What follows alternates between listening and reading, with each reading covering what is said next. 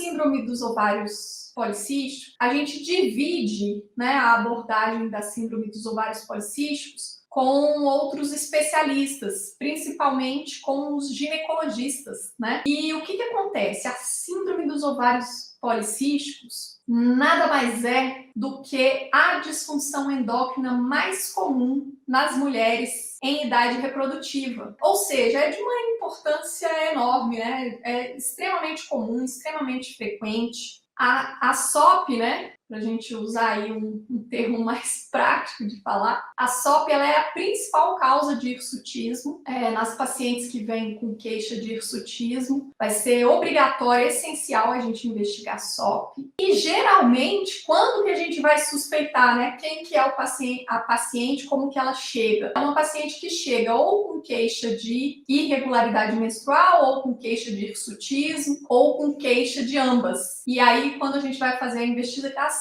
a gente acaba chegando no diagnóstico de síndrome dos ovários policísticos. Bom, então, o que acontece? Se a gente está aqui hoje para falar, né, como que é a visão do endocrinologista, então vamos lá. Tem algumas coisas, né, alguns conceitos que são essenciais. São conceitos do médico especialista, né, que é importante. Se você é médico generalista e você quer se tornar especialista, existe um caminho de um aprofundamento, né, do conhecimento das doenças endócrinas e que te fazem passar a raciocinar, a pensar como um especialista. Então, na SOP, o que a gente tem, né? A gente tem o seguinte, olha, a primeira coisa que sim, é essencial você saber. A SOP é a disfunção endócrina mais frequente nas mulheres no menarqueme. Ela é a principal causa de hirsutismo,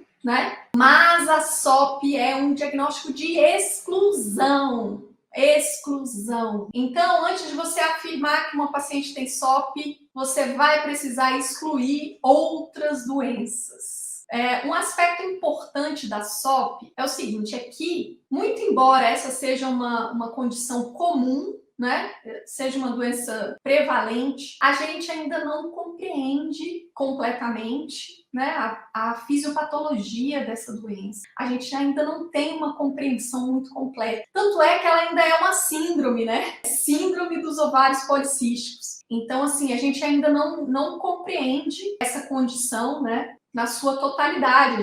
A gente ainda tem muitas dúvidas. Então, a gente ainda não tem critérios, né, assim, parâmetros para esse diagnóstico que nos permitam ir direto utilizar uma ferramenta X ou Y para dar esse diagnóstico. Então, o que a gente tem que fazer? A gente tem critérios, né, que são indispensáveis para a gente dar um diagnóstico, porém, além de preencher esses critérios, outras doenças excluídas para que a gente chegue à conclusão que realmente a paciente tem síndrome dos ovários policísticos. Então, se você tiver esse conceito na sua cabeça, isso daí já vai ser, assim, um divisor de águas. Não dá para simplesmente chegar e dar um diagnóstico de SOP sem excluir outras doenças. Isso tem que estar na sua mente. Isso é muito importante. E aí, vamos lá. Eu falei que a gente tem critérios, né, para caracterizar como síndrome dos ovários policísticos. Mas que critérios são esses? Então, a gente tem 3 situações, né, que estão presentes dentro da síndrome dos ovários policísticos. E aí, a gente tem o chamado hiperandrogenismo. Então, o hiperandrogenismo, que seria o excesso, né, de hormônios androgênios circulantes, na verdade, ele pode ser caracterizado através de dosagens laboratoriais alteradas, né, de androgênios acima do limite da referência, circulantes, mas também isso pode ser caracterizado clinicamente. Então, mesmo que a paciente tenha os níveis circulantes de androgênios dentro da faixa normal, se ela tiver manifestação clínica, né, de excesso de androgênios, o hirsutismo, né, mas também a acne, oleosidade na pele, né, também são características frequentes, prazer em tê-la aqui com a gente. Então, se a paciente tiver hirsutismo, acne, oleosidade na pele, essas coisas também vão caracterizar o hiperandrogenismo. Então, hiperandrogenismo pode ser hiperandrogenemia, né, que seria o termo mais adequado para a gente dizer que o paciente tem níveis de androgênios circulantes elevados,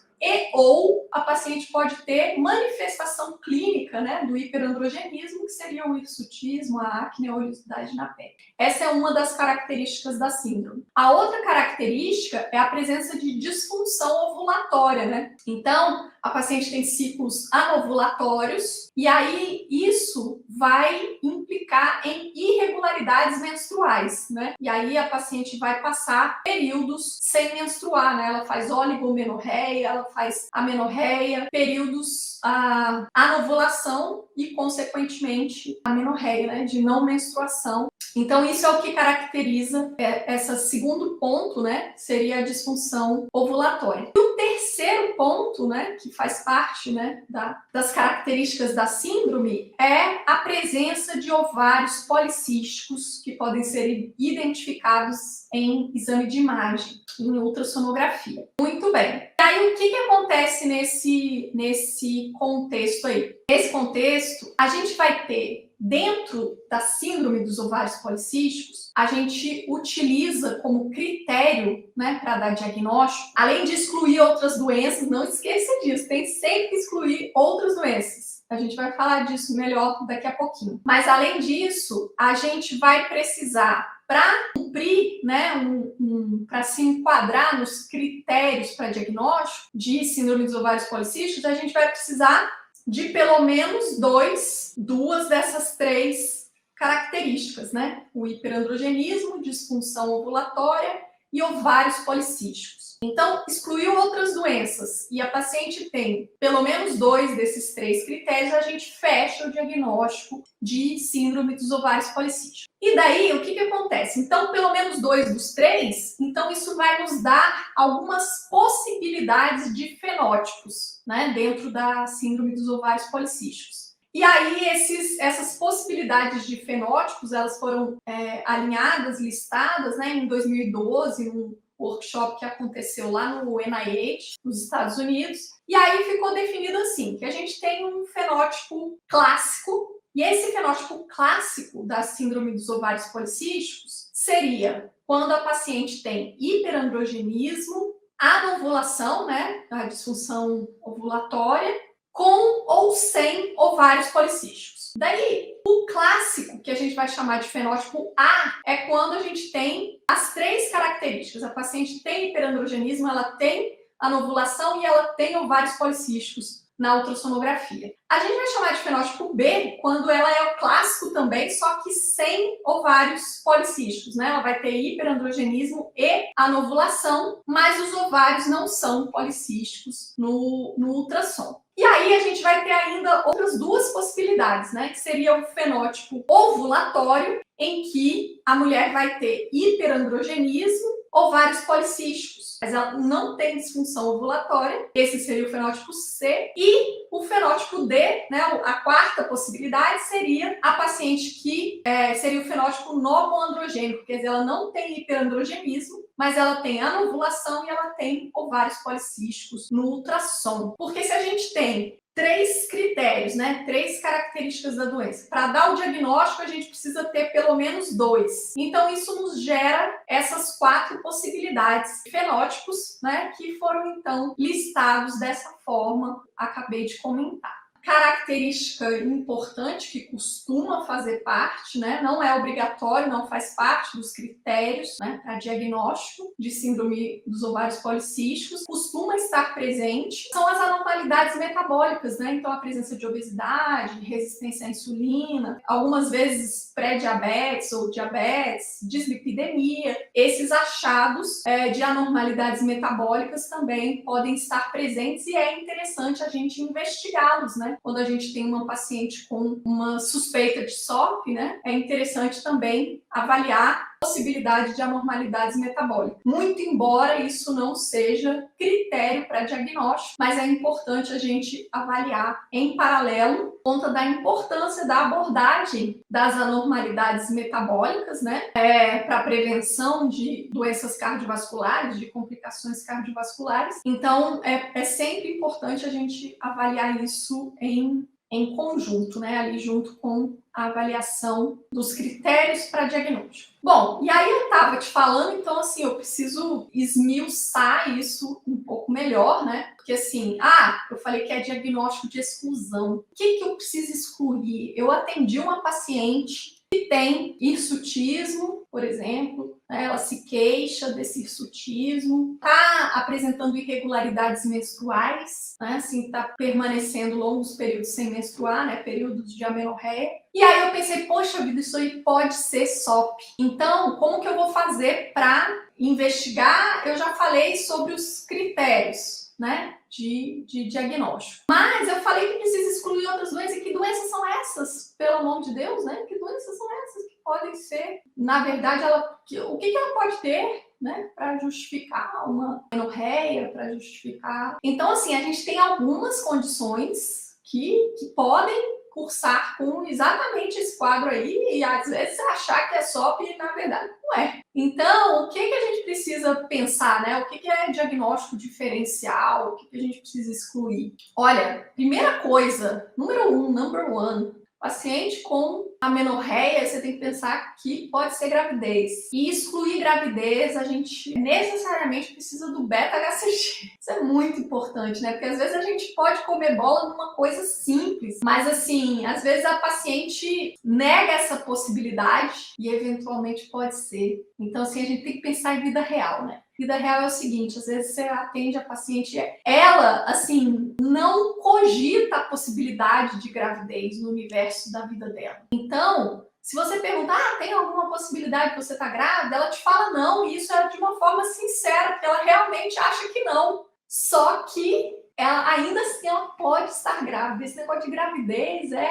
armadilha. Então, assim, para descartar a gravidez é beta-HCG. É beta-HCG negativo. Então, mulher com amenorreia, a gente tem que descartar a gravidez. Isso é batata, é básico, é essencial. Além disso, a gente tem a hiperprolactinemia como uma situação que pode mimetizar exatamente esse quadro aí, né? Então, prolactina alta, a mulher não menstrua, né? Porque inibe FSH e LH. Com isso, a gente não tem um ciclo ovariano. E aí, ela não ovula, ela não menstrua. E aí, com isso, ela também pode ter um hiperandrogenismo relacionado. Ou seja, tem que descartar a hiperprolactinemia. E a gente faz isso dosando a prolactina sérica. Essas duas, né, tem uma relação direta com a questão de amenorreia, né, de oligomenorreia, amenorreia. Mas, além disso, o hipotireoidismo também pode dar esses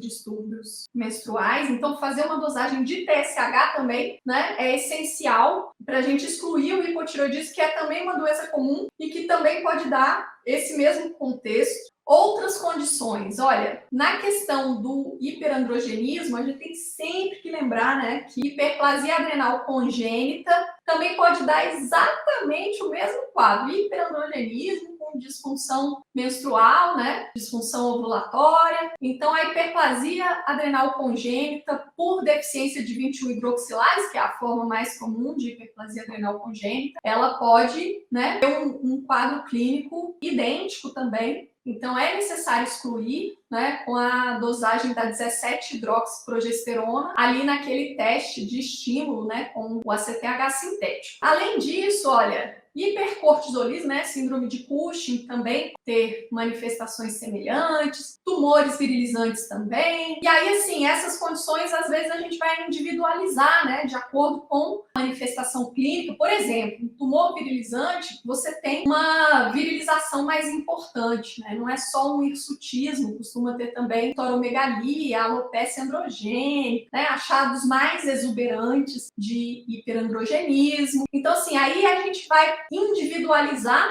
né, para ver a necessidade de eventualmente descartar, por exemplo, tumores virilizantes ou de descartar, por exemplo, a acromegalia, que é outra doença também ter manifestações, né, semelhantes, a própria síndrome de Cushing, enfim. As primeiras doenças que eu falei, necessariamente a gente vai precisar descartar com exames complementares, né? É o beta-HCG, é o TSH, é a prolactina, o uso de medicamentos também é importante descartar, a hiperplasia adrenal congênita é essencial descartar, mas há algumas outras, né, que a gente individualizaria porque a gente teria outros comemorativos, né, fazendo parte. Então, com isso, a gente está tendo uma visão aqui, né, de uma forma bem... a visão do especialista, como que a gente deve encarar a investigação, a abordagem da síndrome dos ovários policísticos. A gente está aqui num aquecimento, né? A gente está num aquecimento para a jornada rumo ao TIM, a gente tem um objetivo, você possa ir construindo a sua organização, o seu caminho para que você possa obter o título de especialista, independente se você está começando a sua trajetória agora, se você acabou de formar em medicina, ou se você já está mais adiantado nesse processo, já pretende prestar a prova de título, né? Agora no próximo ano ou daqui a 2 anos. Então, o fato é que você precisa de começar a trilhar esse caminho para que, quando você estiver apto a fazer a prova, você tenha condições de ser aprovado nela. Então, a gente tem um objetivo muito bem traçado por aqui. E aí, o que acontece?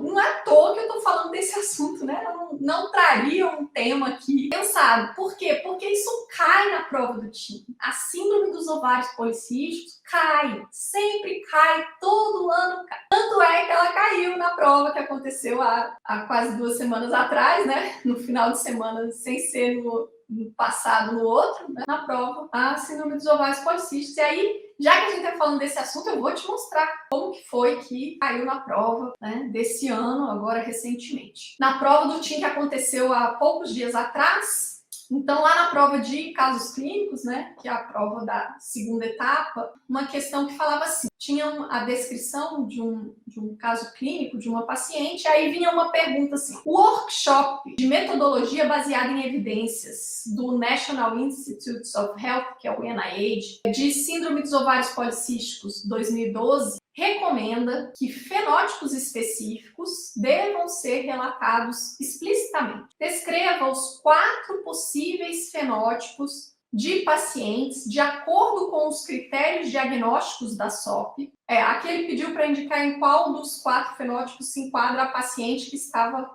sendo relatado no caso clínico. Bom, mas olha só, o que ele perguntou? Ele pediu para você descrever quais são os fenótipos possíveis dentro da SOP. Então, veja bem, se você tem o conceito na sua cabeça, né, que SOP é uma síndrome, então a gente vai usar critérios para dar o diagnóstico, a gente tem 3 critérios possíveis, e que a paciente, né, ter esse diagnóstico de SOP estabelecido, ela vai precisar preencher pelo menos 2 dos 3.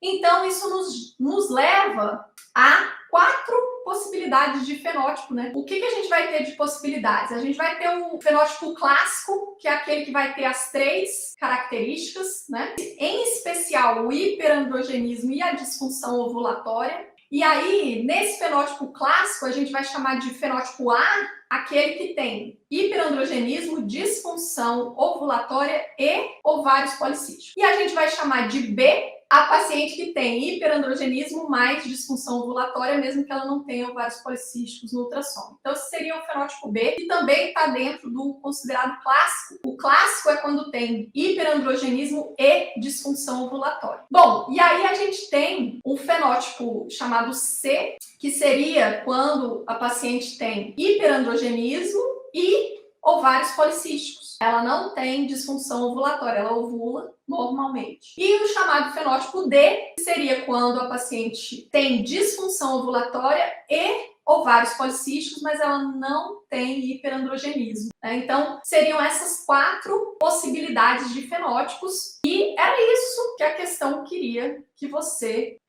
mostrasse, né, que você conhece. E a prova também perguntou assim, ó, considerando um diagnóstico de exclusão, 4 possíveis diagnósticos que precisam ser descartados e os respectivos exames a serem solicitados para avaliar cada uma dessas possibilidades. Então, olha só, ele quer saber se você realmente sabe dar diagnóstico de SOP, né? Se você sabe que a gente tem os 3 critérios e as possibilidades, né? Já que a gente precisa de pelo menos 2 dos 3, isso nos gera 4 possibilidades. E depois ele te pergunta o que você precisa excluir. Então, assim, se você sabe que esse é um diagnóstico de exclusão e que antes de você afirmar que a sua paciente tem SOP, você necessariamente precisa excluir. Então, ele pede para você listar essas condições e colocar como que você faz para excluir. Então, seria para você dizer, descartar gravidez fazendo um beta-HCG, descartar hipotireoidismo dosando TSH, descartar hiperprolactinemia dosando uma prolactina, descartar hiperplasia adrenal congênita dosando a 17-hidroxiprogesterona. E aí você ainda poderia citar outras possibilidades também, né? Além desses 4 mais importantes, né? Você também poderia